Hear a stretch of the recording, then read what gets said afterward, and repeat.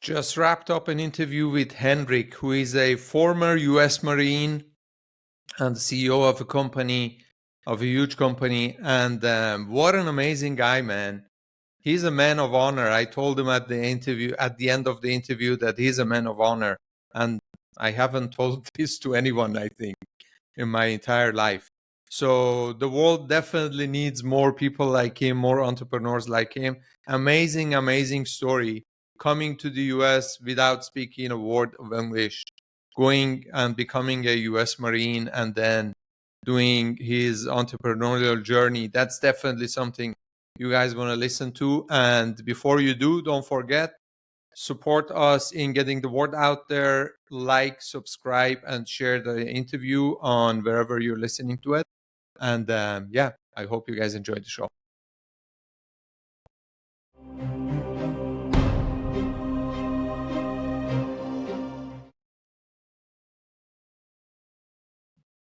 Entrepreneurs Podcast, where our mission is to inspire, impact, and influence other immigrant entrepreneurs to follow their dreams and create the future they want. My guest today is the ex-US Marine and the CEO of Barbecue Galore, Henrik Stepanyan. Henrik, welcome to the show. Thank you, Ali. I appreciate it. It's good to be here. Did I say everything right? Except one thing. Tell me. With the Marines, it's never an ex-Marine. It's a former Marine. Oh, I'm sorry. No, it's like with Marines, Army is ex, Navy is ex, Air Force is ex-Marine, but we're a little more stuck up and we say former. Okay. Thanks for telling me that. So, Henrik, tell me about, so you were not born in the US, which is also very unique, you know. Me having lived in Switzerland for a long time and also being a US citizen. Well, at the time you become a Swiss citizen, you can go serve for military. But a lot of people don't do it because at the time when they become a Swiss citizen, it's already too late. But we will get there. So how it works in the US. So yeah, man, tell us, where were you born and when did you come to the US? I was born in a little town called Ararat, Armenia. I came to the US when I was 10 years old. My parents were actually born in Iran. And wow. Yeah, they went to Armenia and then met over there, got married, had 3 of the 4 kids in Armenia. And then we came to the U.S. in 1988 when I was 10 years old. We landed here on June 10th, 1988. I'll never forget that. So, where? In LA? In LA. We went from Armenia to Russia for a couple of weeks, Italy for about a week, and then on Airlines from Italy to New York to Los Angeles. Wow, what a journey. By the way, I don't know if it's still there or not, but there was a soccer team in Iran back in the days, years ago, called Ararat. Oh, really? Yeah. Which obviously was a Armenian soccer team. Right. Yeah. That's my hometown, man. Yeah, man. Awesome. And so you guys landed in LA. What made you decide, or your parents at that time, to come to America and then to LA? At the time, Armenia was part of the Soviet Union. And that was towards the end of the fall of the Soviet Union. And my parents knew that there was no hope for us in that regime, in that kind of environment, for the future. My dad had a nephew. My dad had 9 siblings. Out of the 9 siblings, 8 went to Armenia. 1 stayed in Iran. And then from Iran, he went to Germany. And then from Germany, they came to the U.S., the usual Persian route, And then his nephew, my dad's the youngest of 9. And his nephew is from the oldest brother. So they grew up together. So my cousin had come here, got a great business set up. He did air conditioning and things like that. And my dad said, look, can you please, help me out, get me over there. So it took a couple of years for us to go through the paperwork. And he wanted for us just to come and have a better future here, better opportunities at least. So when we came here, like I said, I was 10 years old. I didn't speak one word of English. I spoke Armenian and Russian only. I was miserable, the first couple of months of just, missing. I was a 10-year-old. You miss home. You miss what you're used to, even though there was nothing at home as far as, a great lifestyle. But my whole family was there. I had cousins and everything I knew was in a little small town in Ararat where I was happy not having anything, And then shortly after we got here, one of my cousins got a job at a pizza place. going to hanging out flyers on door to door. And I'll never forget, he was actually a Persian gentleman named Mohammed. He drove a Chevy S10, and there was 8 little Armenian 10-year-olds in the back of the truck that he would pick up at the Domino's Pizza, take us to different streets. We run out and hang flyers door to door for his business because he was a franchisee. And we'd get home. When we get back to the shop, he gave us pizza for dinner, and then he pay us in quarters, a few dollars here and there. I come home, say, "Hey, Mom, Dad, here's some money. Here's a pizza for dinner." Wow.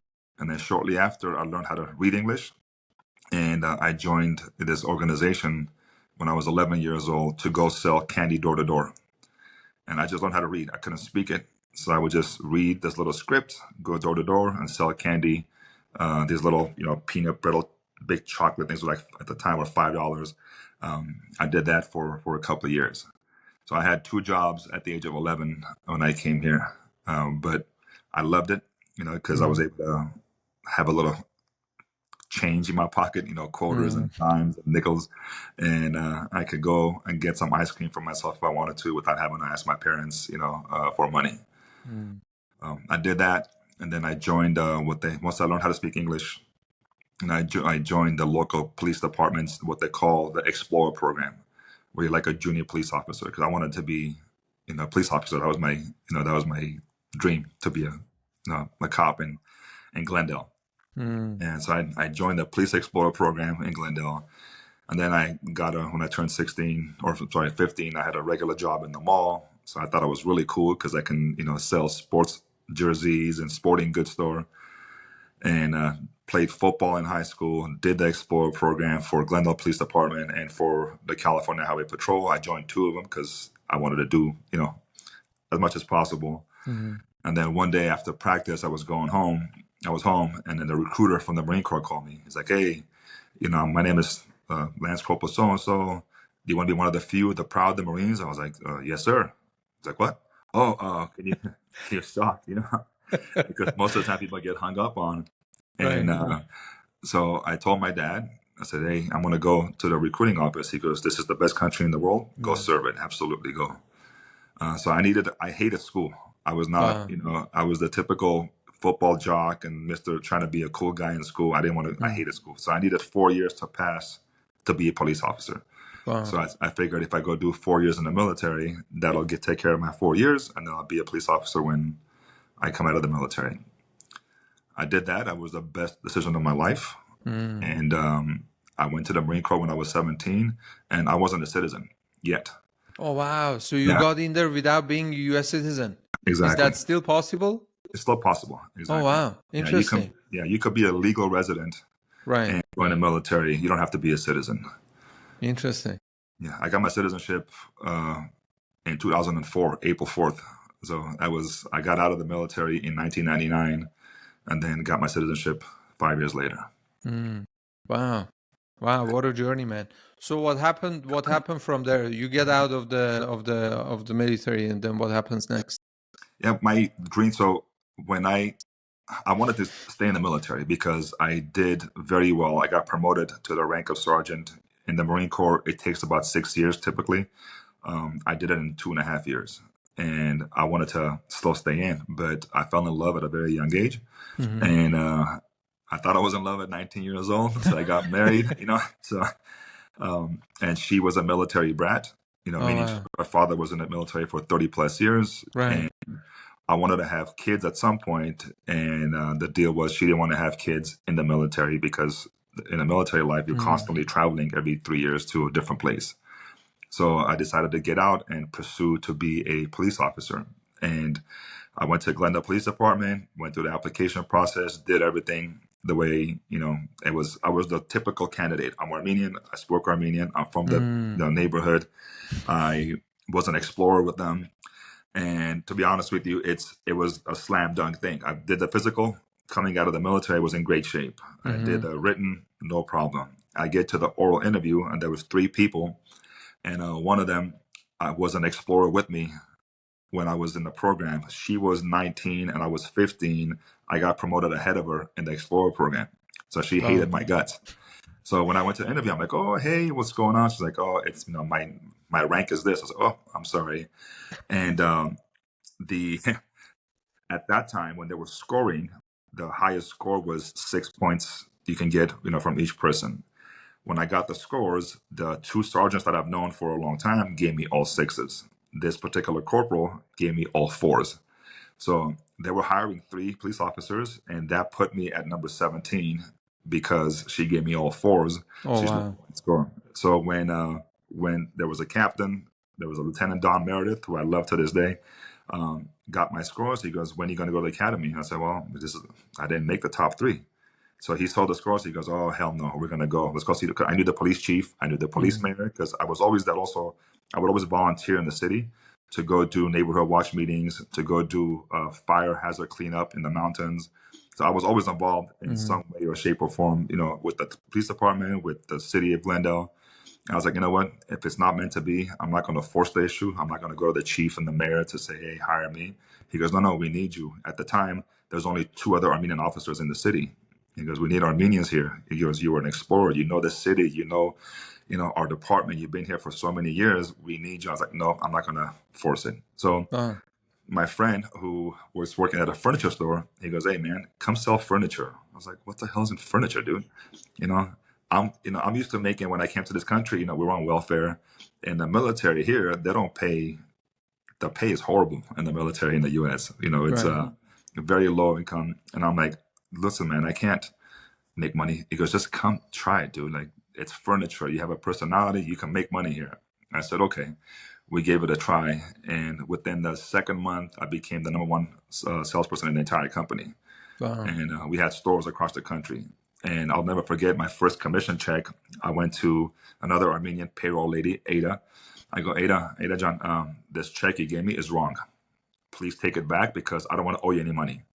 And she's like, no, it's your paycheck. I don't know. I go, "Listen, I don't want to owe anybody any money, so please take this money back. Give me what I earn." She goes, "No, listen, this is what you earned, so congratulations." And so my first full year of selling furniture, I made $117,000. Wow. Back then. Yeah, in Oh, wow. 1999. So for me, being a welfare kid, being a military guy, I had never, ever in my life seen that kind of money. So I was like, "Oh my God, this is, this is crazy." Right? I'm rich. I made it. Yeah, I didn't know any better. And then I made a little more my second year selling furniture. And then at the time, one of our store managers was moving from California to New Jersey. And back then at that company, the process was you were starting out as a salesperson. And then if you want to go into management, you would go become a merchandiser, and then a sales manager, and then a store manager.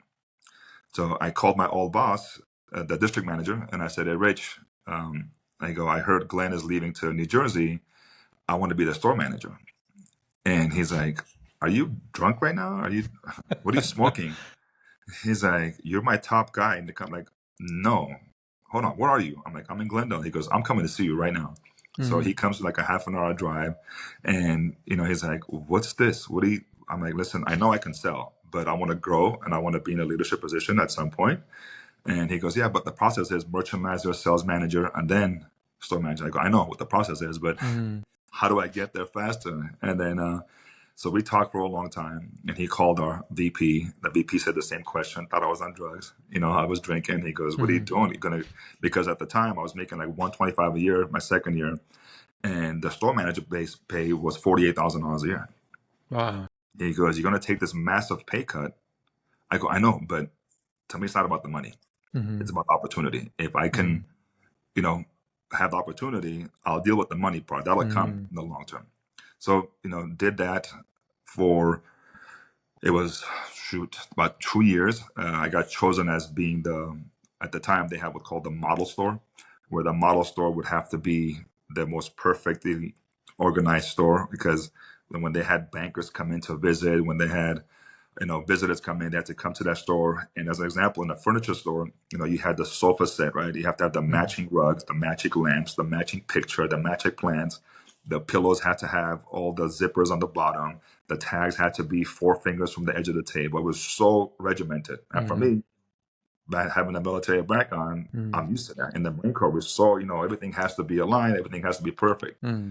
So I did that for a while. And then the company went through a leadership change. They got merged with another company. And my boss, who was the district manager, got demoted to be, put as a store manager. So now him and I became equals. And then unfortunately, within about a couple of months, he passed away on the sales floor. Oh, wow. He was 55 years old. He was Polish, had an Armenian wife. And we had planned on having New Year's together with our families. And on December 11th, he passed away. And then they were going to start a new leadership role called an area manager at the time. And then when the new leadership team came from New York, the new boss, Mr. Stu Kaplan, who today is my mentor, the guy taught me a lot. He comes into our showroom. We start walking in, and he's like, "Well, tell me your story. What are you doing here? How'd you get this position?" And I told him. He goes, "What are you, stupid?" He goes, and I was like, "Jesus Christ!" First I get told I'm like, I'm a drug addict and a drunk because I want to go down, and then I prove myself, and then now I'm being called stupid. He's like, "Why would you go into management when you make that kind of money?" I go, "Well, it's not about the money for me. It's an opportunity." And then shortly after, he goes, "Hey, we have a new position that we created. It's called area manager. You're going to be the first one. And we're going to have an open house. We're going to have a bunch of hire new people, new positions. You're going to be running it." I was like, "Oh, I've never done this before, but okay, let's go." So we did that. Did that for a couple of years. And then at the age of 25, he helped me, opportunity came up to be a vice president of a region, which was at the time a $250 million volume between Northern California, Arizona, and the Nevada market. And I put my name in the hat for that position. They flew me to New York to interview for the role.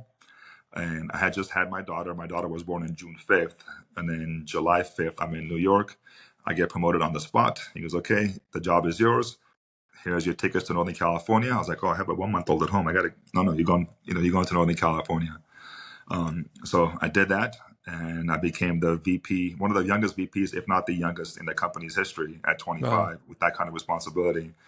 And then I did that for a year and became the VP of the year. For that year, I was a little over a year. And they had some, I said, challenges, issues with the merger of another company, and things weren't going the way that I liked. So I gave my notice and said, "We're leaving." And then I left, and then 1 year later, the company went out of business. Oh, wow. Yeah, not because of me, because they were doing so many changes. I just saw the writing on the wall. Like, okay, I'm not going to be a part of this. Right. Okay, I have a few questions before we move on with the amazing story. I'm like, wow, what a story. So number one, you come to this country, you don't speak English, you don't know anyone. Everything is new, not only from the environment perspective, but also culture-wise, right? This is everything has been new.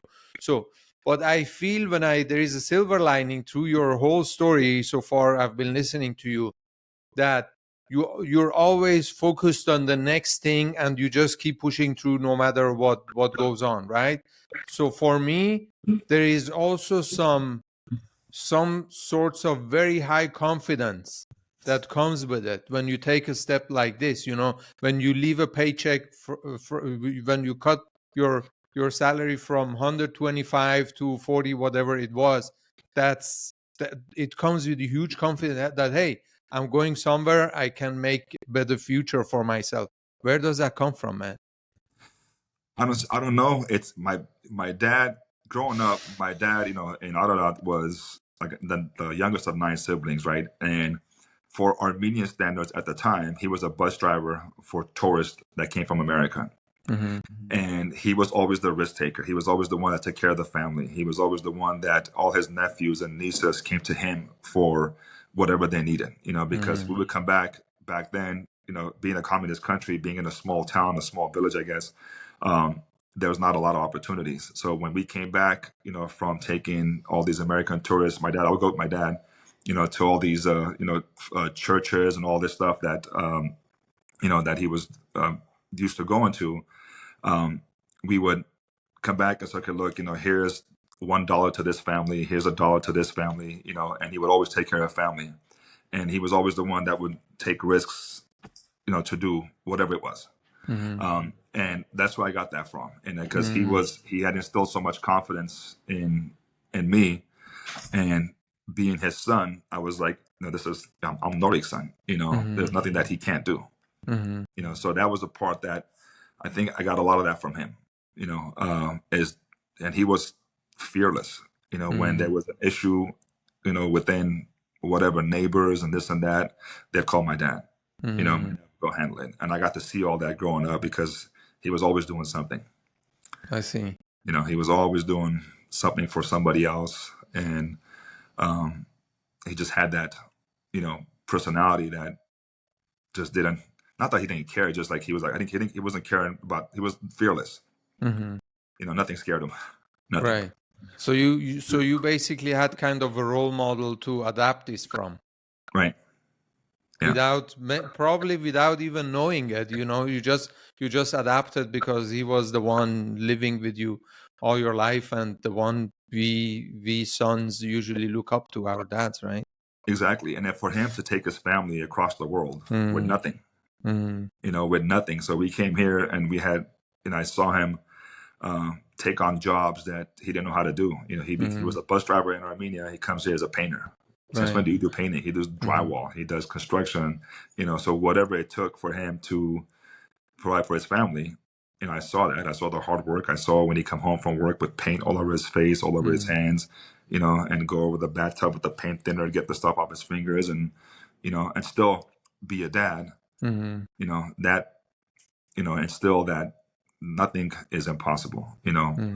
Whatever you set your mind to, he came here for opportunities for us to grow. He came for opportunities for our kids to do something. And, my brother got his PhD from USC. My sister is an attorney. My other sister is a banker. So all four of us, he has four kids, and we all get along.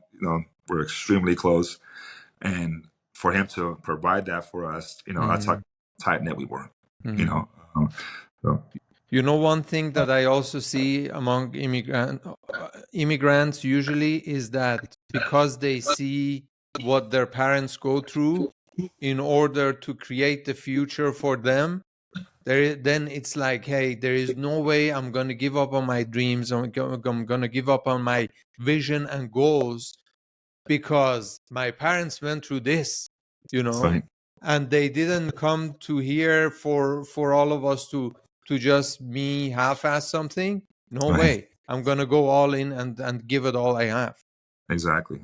It's a huge risk that most people who are born and raised here don't realize. Absolutely. The sacrifice it takes for someone to uproot his entire family to go not across the city, across the country, across the state, across the world, to a place where you don't speak the language, to your point, you don't know the culture, you don't know anything.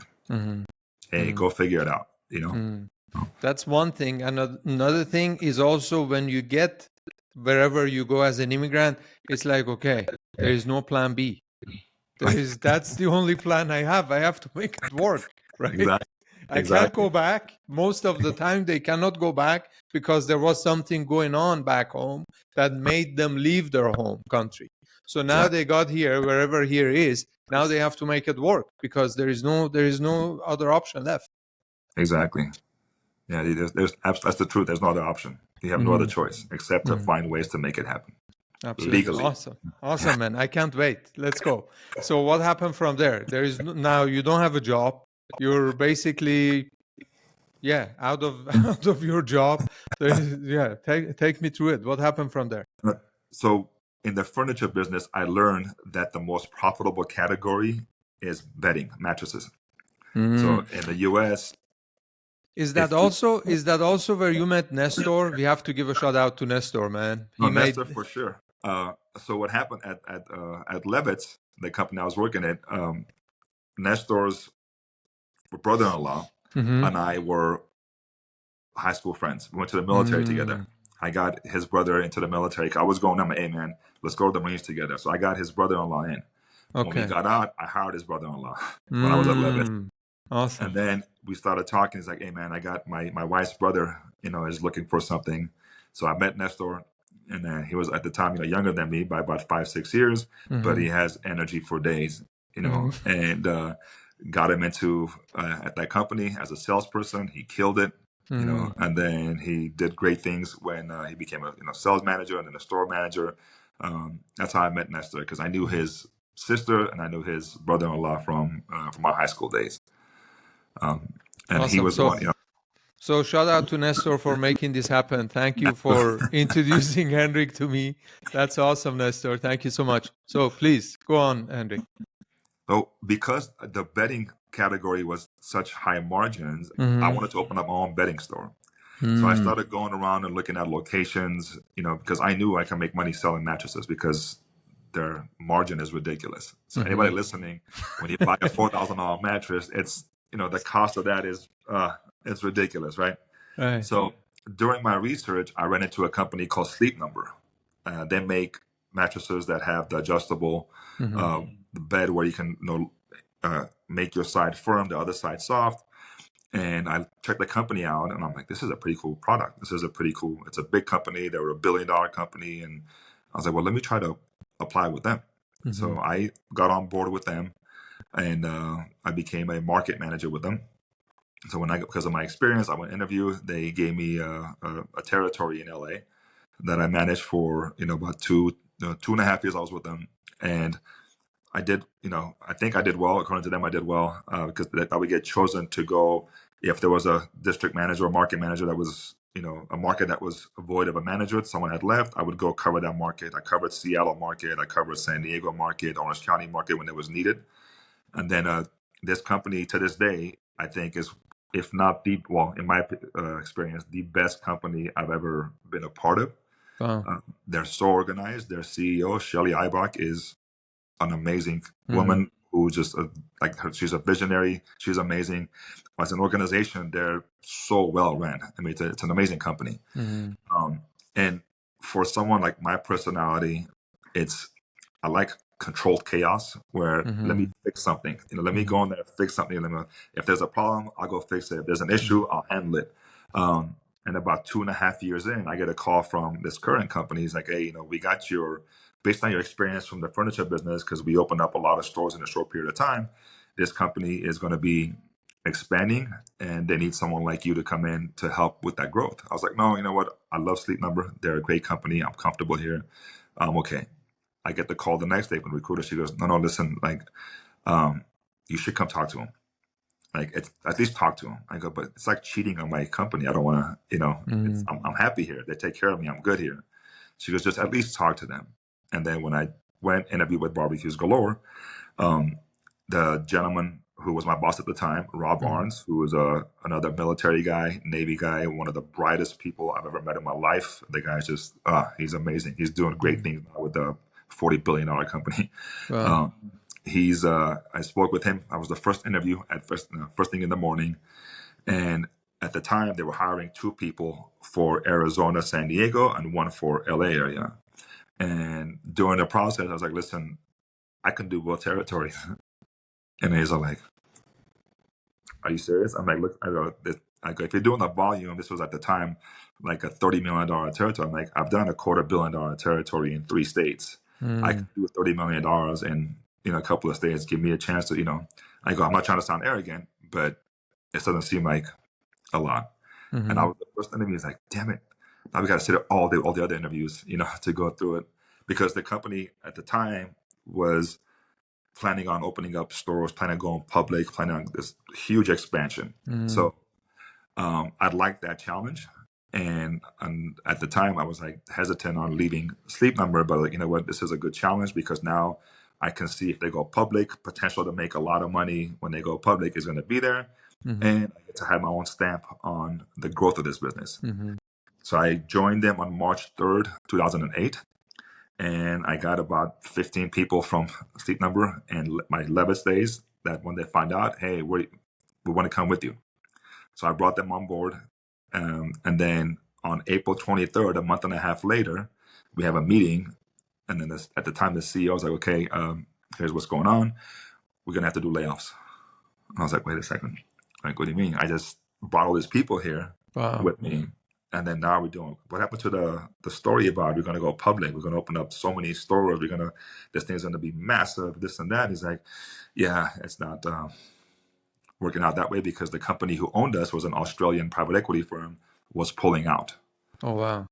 So the people that came with me, now I couldn't, I have to make it work. Mm-hmm. And then in August, the company filed Chapter 11. Wow. So my old company found out, and then they called, say, hey, you want to come back? I was like, you know what? I made my bed. I got to lay in it because the people that I brought with me, I can't abandon them now. Mm-hmm. So whatever happens. I'm going to ride this thing through. Mm-hmm. And so within a year of me getting hired, the gentleman that hired me, the VP, ends up leaving. And he was the rock. He was like, he was just an amazing, such a bright, just amazing man. So they promoted me to be the VP after a year of being here. So And that's before they filed bankruptcy, right? After the bankruptcy, he left. After the bankruptcy, Yeah. okay. After the bankruptcy, he left. Gotcha. And then I took over as a VP. Mm-hmm. And then a year later, the owner was going to close the company. The guy who bought the company out of bankruptcy, he had kept the same regime in place. And nothing was, I found out later they had lost $16 million that year. But as a VP of retail, all I knew was the sales side. I didn't have access to the operations end of it. I was just told, you go sell, we'll take care of the money. Okay. I knew my role, had to do what I had to do. And so one day, just by, chance, we're in San Diego, and the old CEO was like, hey, the owner is going to go back to Taiwan, take him to the airport to LAX. Yes, sir. It's a 2-hour drive. I'll do it. Right. And that 2-hour drive to LAX, we happened to stop by in Irvine for sushi. Right. And at the time, I didn't know, I never had sushi. Right. So the owner was like, you like sushi? I'm like, yes, sir. Oh my God, I'm going to die, So we go to this sushi place that because he used to live in Irvine. And it just, things happen that to me, there's something above that controls everything. Right? And we go into the sushi place and I'm like, okay, I'm going to die. Because I'm like, listen, we eat meat. If he has 4 feet, 4 legs, we're eating it. If it swims, I'm kind of questionable. And we're sitting in the waiting lounge. And then these 2 ladies come in, and this one lady looks at the owner with like this death look, right? And I was like, this is weird. And he goes, okay, we must leave. I was like, oh, okay. Where I go, that's my ex-wife. Because I can't be here with her. So I'm like, okay, cool. Thank God. We're going to go and have some hot food, So I went to a Thai place, and that 2-3 hour time with them, he asked me about my life, where I come from. And he had a very similar upbringing. He grew up on a small village. He grew up, just very, very similar. He's almost twice my age, but, we had similar stories. So we connected there very well. And so after my second year with the company, my first year as a vice president, he was going to close the company. So he sent his sister, who was the CEO of another company in the States. She came in, and they were going to let this gentleman go. And then plan on closing the business because they're just losing too much money. And my stupid butt tells the assistant, I go, listen, before you do that, I have an idea. I go, why don't you let me try to fix this for 1 year? I go, I don't want any extra money. So what I'm making now, leave the money the same. I go, you be the finance person because you're the owner's sister. So you can take care of your brother. I'll be the COO for now. Let me give me access to all the books. Give me access to what's happening with the business. And then you be the CEO. You do the executive portion of it, the finance portion of it. Let me do everything else. And please give me a chance to fix it. And she's like, wow, I've never done it before. I've never been that position before. And then she talks to her brother. He goes, you know what? I like this guy. Let's give him a chance. Let's give him a year. And then from there, I got access to all the financials, and I started, and I'm not an educated guy, but I know enough. I can read a P&L. I can read, I can see the books and see where we're losing money, where we're making money, what opportunities are. So I get the financials and I'm going through, it's not rocket science. Look at the red, if it's red, make the red green. Exactly. Why is it red? Okay. What's that line item? Oh, wow. We're paying this for this. We're paying this for this. Oh my God. Right. Because the money was coming in, but just being spent in bad places. So we had a lot of fat that was in the company. We had a CFO who was an Oxford graduate. Okay, that's great, but you're going bankrupt. Right. We had VPs everywhere. We had VPs of this business and that business, where we don't need to have that many VPs. And the people that were doing the work weren't being recognized for it. So I laid off. I did a $5 million payroll cut in the first month. Wow. And then I got bashed on all the blogs. Oh, this guy's an idiot. He doesn't know what he's doing. He's going to ruin the company. He's going to do this. I gave him 3 months. They'll be out of business. Because our company was known back then of, we had our own delivery drivers, our own trucks. Everything was in-house. That's great to have. That was all, fine and dandy. But we're, seasonal business, where our peak months are between April and about August. The rest of the months it's pretty slow because people aren't outside barbecuing and entertaining because it's cold. And so I did a few things that I took from my old company, the ideas that they had, and I outsourced the delivery company. And everybody was like, oh my God, that's it. He's going to kill the company. But when I outsourced the company that I work, with, I said, listen, I'll give you our business, but you got to hire my guys because they have the experience, because they're dealing with gas lines. They're dealing with, installation in customers' homes. So you can keep them busy in our slow months. So we did that, and because we were paying, I think at the time, $65,000 a month for lease payments on trucks that were parked most of the time. We had technicians who were paying good money to, that were sitting around in the winter months just sweeping the warehouse because then nothing else to do. So I go to the warehouse. I'm like, hey, what's Barry doing? Oh, just sweeping. That's it. Yeah, what's also just they're hanging out, they're wiping the windows, just things to do because there was nothing for them to do. So we did, a few things like that, and started cutting it back, reshuffling, reprioritizing some of our stuff. And within, when I first took over, we had lost $16 million the year before, and then by second year we became profitable. Wow. And it was not because of my genius ideas. It was we put the right people in the right places. Those guys and girls who were doing the work before that weren't being recognized for it, or they weren't being pushed the right way.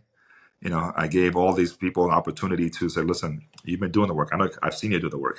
Now you're going to be recognized for it. And you're going to do it with a lot less resources. So we cut the VP, cut this, cut that. It's your show. We went from, as an example, we had 5 people in our buying department. We're down to 1. We had 5 people in our HR department, down to 1. We had 5 people in marketing, down to 1. We just cut back, took care of the ones that were left, paid them well, treated them well, gave them all the freedom in the world to do what they had to do because they knew, what it was that needed to be done to move forward. And to this day, we have people in our warehouse, in our stores, in our office that are with us for Rogelio has been 26 years. Wow. A bunch of people, 26, 20, 18, 20. There's all these people have stuck with us throughout time because my thing is, look, I run the company as a pyramid, but I'm on the bottom. Our salespeople are at the top of the pyramid. That's the most important. That's the front lines. That's who talks to the customers every single day. That's who interacts with them every single day. So whatever they need to be successful, our job is to take care of them. So when I go to do store visits, I don't go to the store visits as a CEO to come in and start, that's bad, that's bad, that's bad. I genuinely, sincerely, when I go to the stores, okay, what do you guys need? What are we doing wrong? How can we get better? And if they have a concern, pick up the phone, call that department. Hey, I'm in this store. Here's what they need. Please get it done. And it's done. And they're like, oh, okay, I can talk to this guy. I can tell him the truth. I can tell him what's happening. Because a lot of times with CEO visits, it's a dog and pony show, right? People are walking in CEO. They have to put on this fake, everything is great. Yay, we're so happy. Right. But I want to tell me the truth, because if I don't know the truth, I can't fix it. If you BS me and saying, hey, everything is great, then we're not going to get anywhere. So we started doing things like that, and it's been, good. It's ups and downs like any business, but the most important thing is the family we have in that business sticks together. And when the stores call our office, people jump. When an associate who's the most important person in our company says something, when I go to a store, I truly say, I'm here for you. So what do you need? Tell me the truth. Don't BS me. At first, it was hard for them to get used to it because they're like, oh, we're used to coming and getting shit on. They used to call it seagull management, right? Seagulls, when they fly, they shit on you when they leave. And they were used to, in a certain extent, that kind of leadership. And like reverse, where it's we work for you. Now it's, they're in charge. Without them, without the people in the stores, we're nothing. We're absolutely nothing, because you can have the best product, you can have the best marketing, have people coming through your doors. And if you have somebody who's bitter, who's upset, who's not happy in the store level, that pisses the customer off, all that money is wasted, gone out the door. So we have, and in the stores, we cut down on the amount of people to allow them to make more money. We cut down the amount of stores. And it's like in some markets, we used to have 6 stores that were like 8-9 miles apart. Like Phoenix is an example. We had 6 stores and we were doing like $7 million a year with 6 stores. We cut down to 2 stores. We're doing $8 million with 2 stores. Wow. So when you took over, when you became the COO, as you said back then, how many stores did you guys have? At that time, 44. 44. And then you cut down and closed stores?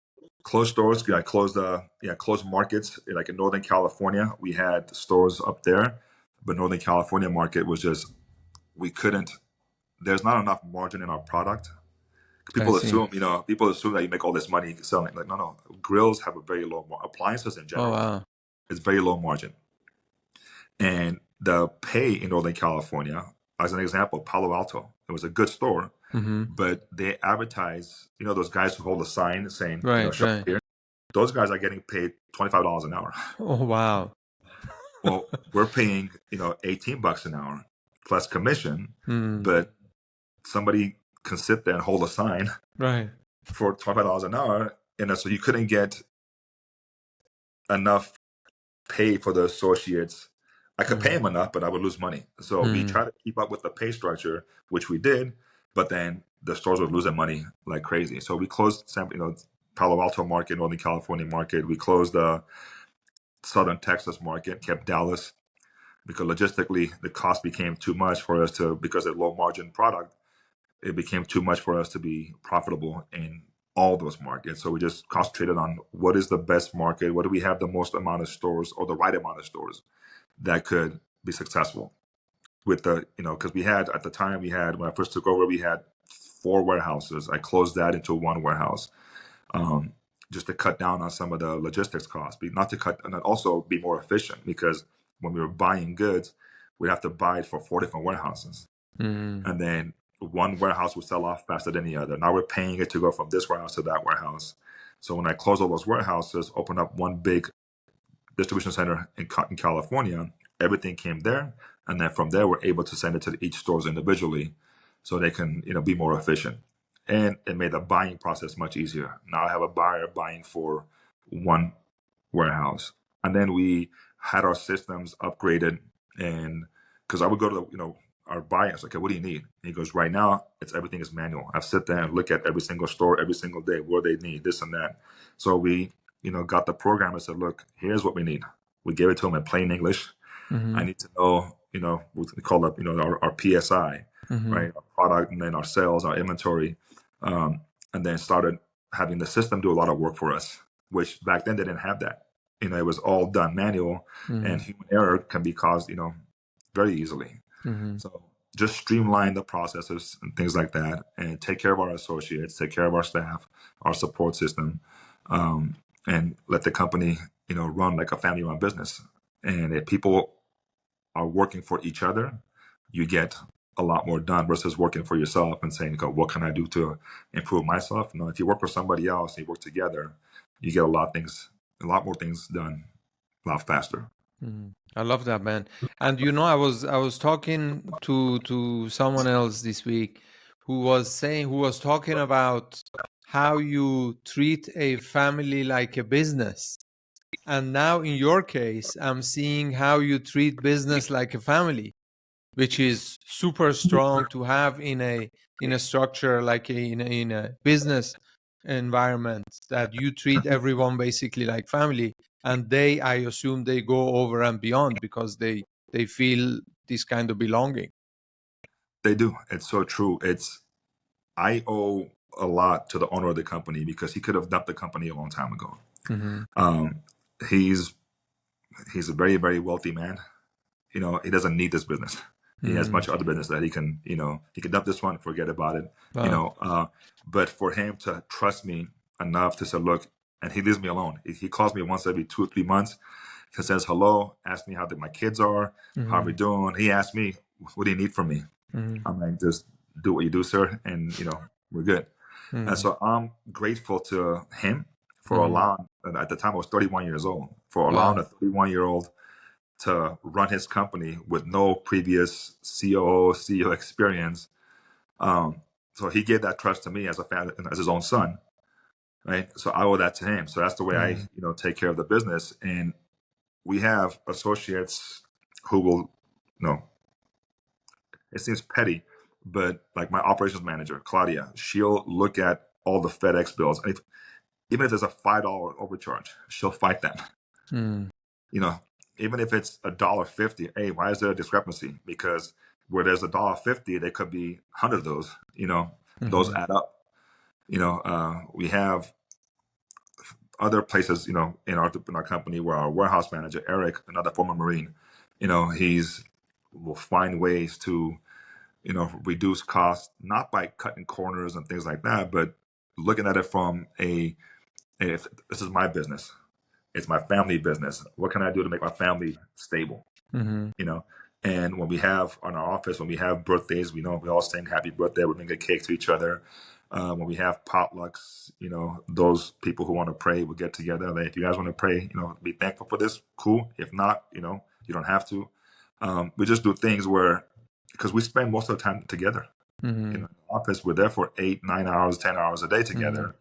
And then you go home to your family, and then you put the kids to bed, you go to bed. And you come back the next day, you're with the same people, And that's the kind of life I want to have. Work, family lifestyle. Come home, have family lifestyle. So I'm not sitting there saying, I got to go to work. Like, I love going to work. To me, it's not a chore. It's not like I got to go to work shit. No, it's I can't wait to go see, so-and-so's having a baby. So-and-so has this, so-and-so, and like on a sad portion where we had one of our managers whose son had brain cancer. And the way the group came together, of the support that everyone showed to this, to this gentleman and his child. It was a 10-year-old kid who had cancer. And like, how you can only get that through like a family vibe, the family feeling where everybody came together and whether they're sending flowers, whether it was calling, whether it was checking, hey, I got, go take off, we'll cover your, your work while you're gone. Go take care of your son. Things like that. That makes going to work a treat versus dreading it, which a lot of companies do. That's so powerful, man. Where does that come from? Where do you get that from? Where did you learn that? Where did you adapt that? Coming from a family of, so my uncle, well, my cousin, I call him uncle because he's my dad's nephew, but he's my dad's age, the one that brought us here. He did a family tree, or tried to. On my dad's side alone, we have 1,500 cousins. Wow. In 5 levels. And in Armenia, there was, my dad there was eight of them. My mom had 5 in her family. Each of those 8 had 4 to 10 kids. And my mom's side had 2 to 4 kids. My mom's side is a little more calm. They didn't have as many kids as my dad's side. They had TVs. Right. We were always together with the family. We were always together, and like, my days in Armenia was spent, me and my cousins would go to my uncle's house, and then my aunt's house, and then my other uncle's house. And then it was always family get-togethers. My aunt she had animals, and she would bake the bread. My dad would bring this, my other uncle would bring this. So we're always doing family things. And that's where I grew up. That's what built me to the person I am, is I was always around family. And it's always, you do whatever it takes for family. And the work-wise, my dad's best friend was his coworker. So we were always, at their house, they were at our house. So that was ingrained in me from a young age of how important a family is. If you have a good family, everything else will fall in place because family takes care of each other. There's the other side, right? People who have family drama. Mm-hmm. And us, we never had that. So Mm-hmm. it was always love. It was always, happiness. So I took that as, as a child, I learned that, and all I was doing all my life was family, family, family. Mm-hmm. That's so amazing, man. Especially in today's world, in the business world, it's such a rare thing to find. People like yourself who are leader of a company and still treated like a family unit. It's such a Absolutely. rare thing to find. It's who loves you more, Mm-hmm. besides family, right? Mm-hmm. Family wants the best for you. Mm-hmm. When my sister became an attorney, I started crying. I was so happy. My brother got his PhD. I was the happiest guy in the world for my brother get his PhD, proud, and and them with me, vice versa. Mm-hmm. So when you have family that loves each other, they will do whatever it takes for each other. Mm-hmm. And that's how it should be in business. If you're in business, that's your work family. Mm-hmm. That's I work for my people. I work for my coworkers, for my all the people that work in our business, our warehouse associates, to our salespeople, to our store managers, everybody in the office. That's my I wouldn't say I have stress, but my constant thought is, what can I do not to f this up? Because if I Mm-hmm. f this up, I'm going to affect them, Mm-hmm. and I can't affect them because so and so just had a baby, so and so has 3 kids, so and so has a kid in college, so and so has a kid who's getting married. I got to make sure that I do my job to make sure that they have a steady income to take care of their families. Mm-hmm. Mm-hmm. That's amazing, man. This is something so many business owner and leaders can adapt and yeah, absolutely. So how many stores do you guys have now? We have 17 now. 17 now. And how often do you visit these stores? As often as possible. I hate being in the office. I go to the office on Mondays, Right. but usually throughout the week. I was in a store yesterday. I was in the store the day before that. I try to go to stores. I mean, I'm in the stores at least 1 or 2 days a week. Mm-hmm. And it's just, when I go to the stores, it's more, I love that, it's to see our people, right? Also talk to the customers. What are they coming in? What are they asking Mm-hmm. for? Because we can sit there and look at stats and, Right. reports and studies. Studies show, da, da, da, da. Okay, great. But what I'm seeing is different than the real life, so you don't get that from a study. Mm-hmm. Because I'll get reports from companies. Hey, do you want to see a report for the industry? Okay, I'd love to see it. I see it. And industry is showing that blah, blah, customers asking for this. Okay, cool. I go to the stores and see real customers and hear the conversation, Mm-hmm. ask them what brought them in, why are they doing this, why are they buying this, why do they want to do this, and that helps me with you know making decisions and ideas from the team to get better. Mm-hmm. So I'm in the stores at least twice a week, if not more. Mm-hmm. And you guys have stores all over the US, right? Now we have 4 stores in Dallas. We have 2 in Phoenix, 1 in Las Vegas, and the other 10 are in Southern California, between San Diego and LA County, and Orange I County. see. I see. When I listen to you and how you treat everything and your business and obviously family as a business, how much also does that from the operations side has that to do with your military background? The it's it has to be a lot because uh, I have OCD issues, right? I gotta have things that I'm very, when it comes to certain things, it has to be squared away. Like things have to be aligned, things have to be in place. On the operations side, one of the things that was a challenge in the beginning was our partner relationships, with our vendors. Mm-hmm. Um, Before there was a lot of this, I guess bad history prior to Mm-hmm. my time. Mm-hmm. And to establish that is, I want to do right by our partners. Just because we have terms with somebody doesn't mean we take advantage of those terms and get to the max. So one of the things I kept doing with our accounting teams, okay, look, like every single day to this day for the last 16 years, I want to know every day, what do we have in our bank? What is our accounts payable, and what's our terms, right? And as of today's Wednesday, on Monday, I don't owe any debt to anybody, because Mm-hmm. even though we have terms with people, right? We might have 60-day terms with somebody. The only debt we have is to our parent company for our own product, but that's part of our business. But everybody else, I might have 60-day terms with somebody and I pay them in 7, Wow. because there's going to be a time where I'm going to need them. which did happen when COVID happened, because of all those years of good, relationship we've had with them. At the beginning, I didn't know what COVID was going to do. Okay, what's this new COVID thing? They want to shut us down. I can't shut us down. We have people that rely on it. We're in California, and people can't afford to be on the government assistance program and live. They have to pay rents. They have to pay car payments. They have to buy. So I reached out to a vendor, said, "Listen, I haven't asked you for anything. I've always paid you ahead of time based on our terms. Help me out in this next 3 months.